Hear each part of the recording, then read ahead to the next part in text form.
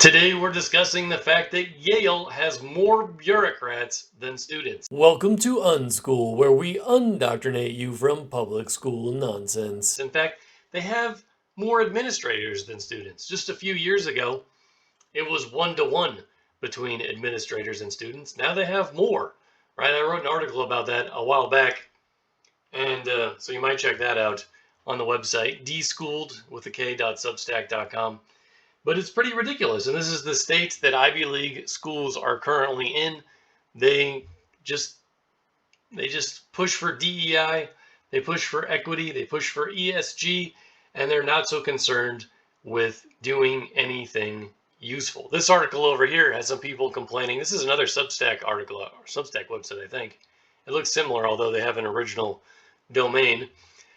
He talks about colonialism, how that's a huge part of the culture at Yale, is complaining about the so-called colonizing culture. But if you think about it, who colonized Yale? It was originally created by Puritans. Now the Puritans don't run Yale or Harvard anymore, or some of the other Ivy League schools that were created on the East Coast between the 1600s and the 1800s. Now it's run by a bunch of other communist Puritans that just create more and more problems, as they seem to be quite interested in destroying society, right? I think most people, liberals and conservatives, want to create something. Socialists and fascists are just looking to destroy. And that's what they're doing with the education system in the United States. This guy talks a little bit about his experience at Yale. He says when he went there, he didn't originally understand how bad it was. He didn't understand all the controversy. He obviously was not familiar with the current political atmosphere. And then one day, Jonathan Haidt showed up. And if you haven't read his book, Why Good People Are Separated by Politics and Religion, I really highly recommend it. That was a really good book. And it really explains what people are dealing with and how to solve some of these problems. They also mention this other book, The Righteous Mind. Oh, here it is right here. The Righteous Mind, Why Good People Are Divided by Politics and Religion. So check that one out. He also has another book on happiness. You might check that out as well. And see some of the things that he has to say. But a lot of people don't understand why so many are upset, which is kind of absurd to me because I'm so deep in this stuff in the education system, for people to still not understand how bad it is. But some of the things that this guy has to say are pretty interesting. It says here he's talking about many of the student protests and how people complain about that. They complain about capitalism and the banking system, but I don't think we should completely destroy that. It would be a little bit ridiculous. Okay, says I hope that and then they complain about Yeonmi Park, who's someone. This lady escaped North Korea, and the Yale students were complaining about her because she was saying that on college campuses like Yale and Harvard, they talk just like the communists do in North Korea.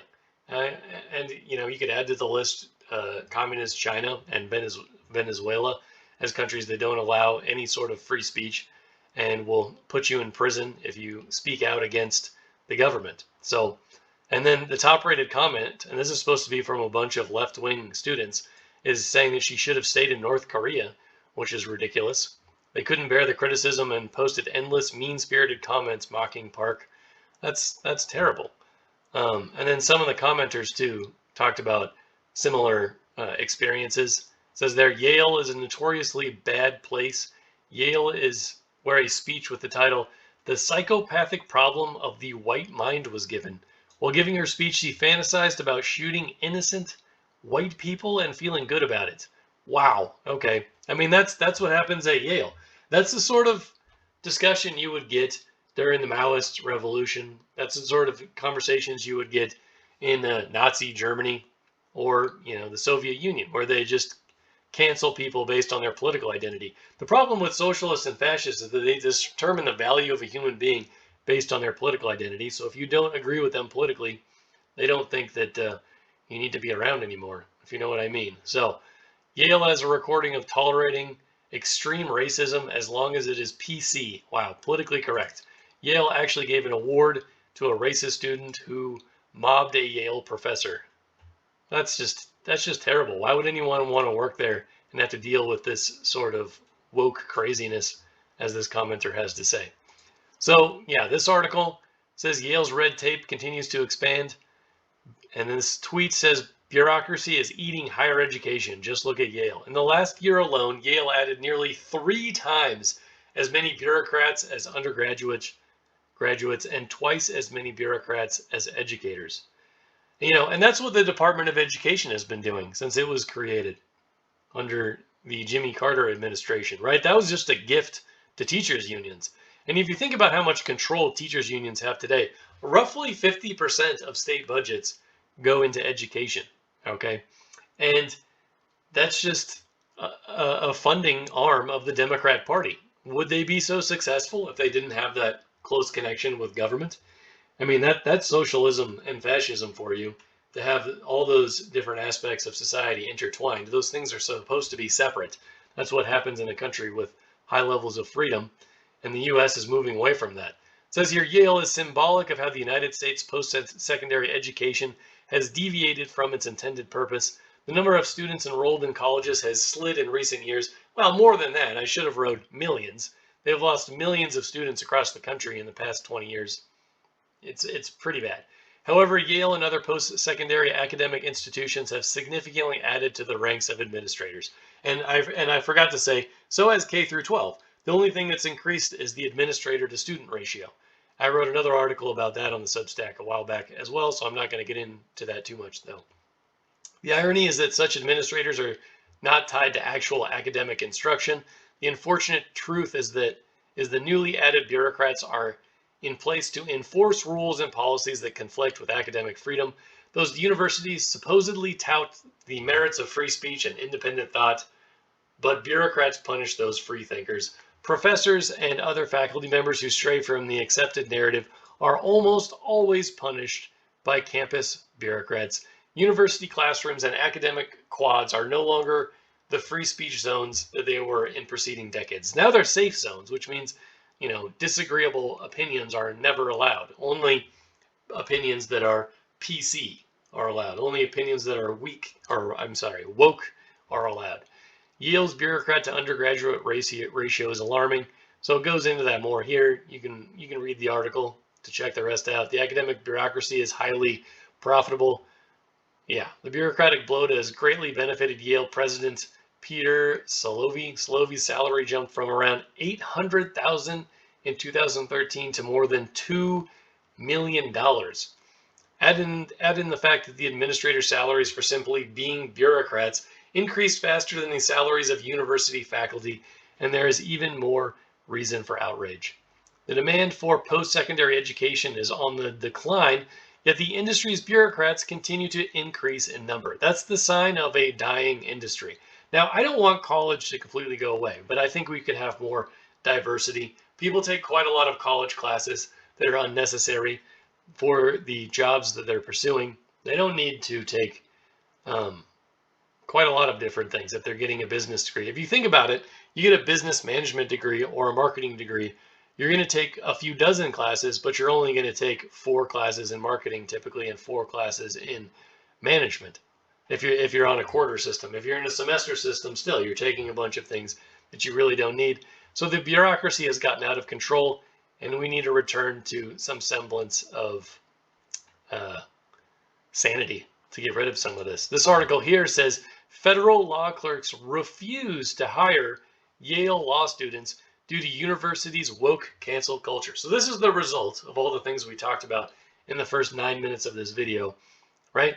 Now corporations and other businesses are waking up in a good way. They're waking up to the nonsense happening at Yale and Harvard and these other Ivy League schools. Maybe we'll go back to training people that are willing to learn, as opposed to taking these Ivy League students and bringing them into your organization or company and having them just expect everything for nothing because they went to a school with a nice name, right? Fifth Circuit judge stated, Yale not only tolerates the cancellation of views, it actively practices it. Yes, they celebrate students harassing college professors as they go from one building to another across campus, it becomes very popular. Judge Ho has called for other members of the legal field to do the same and to help develop the careers of young conservatives instead of students from woke universities. 12 judges have suggested that they are on board with Judge Ho's plan. Yeah, this is only going to increase. This is only going to increase. It's not going to go away. If other conservative judges continue to not hire Yale law students, this could be damaging to Yale law students' top tier rating in the U.S. News and World Report. Yeah, they're going to also have tons of debt with no ability to get high paying jobs. It is time that conservatives in all professions stand for their beliefs and continue to hold members of their community accountable for harmful woke policies. If Yale and other university students continue to promote wokeness over education, many colleges and universities might have issues with students struggling to find jobs. Just this year, Michael Knowles, right, he's from the Daily Wire, visited with his alma mater with his podcast, The Verdict of Ted Cruz, featuring Senator Ted Cruz and Powerhouse. He said, since the 1950s, my alma mater has earned a reputation as a hotbed of liberal mania. He continues, but for years, in Yale's small but mighty conservative underbelly, immunized me to the fashionable progressivism of my classmates and left me slightly to the right of Genghis Khan.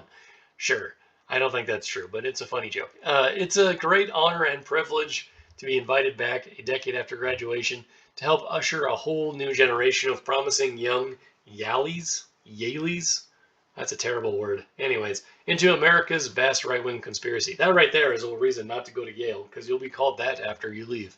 No thank you. In 2021, Yale attempted to force a Native American student to apologize for triggering other students and making a mockery of black people for co-hosting a Constitution Day celebration with the Federalist Society. At least 9 students formally complained to the associate dean and diversity director after this celebration. You can't celebrate the Constitution at Yale. My goodness, come on. That's oh my goodness. They want their collectivist Bill of Rights, right? Fidel Castro and many other communists argued against America's Bill of Rights. They didn't like individual rights. They wanted collectivist rights, and collectivist rights are not a thing, right? As Ayn Rand famously said, the smallest minority is the individual. Okay, I'm going to end the video there since it's getting a bit long. Thank you for listening.